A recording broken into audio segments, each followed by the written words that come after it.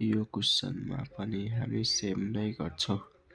पहिला लेख्छौँ 134 लाई केले कोड गरिएको छ, good and tasty. Is it okay? त्यस्तै छ 478 को अर्थ हुन्छ सी गुड पिक्चर्स।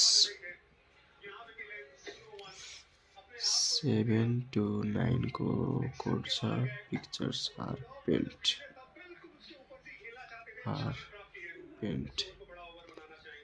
हामी कमन हेर्छौँ। फर्स्टमा यहाँ गुड कमन छ, गुड लेखिदिन्छौँ। यसमा कमन 4 भने गुडको कोड भनेको 4। त्यस्तै हामी अब यो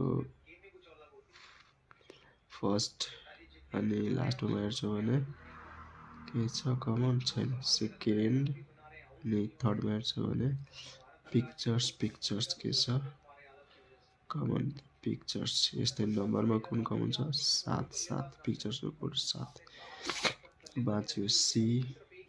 यहाँ जुन नम्बर बाँच्यो 8 भनेको सी को कोड 8 आन्सर हुन्छ 2।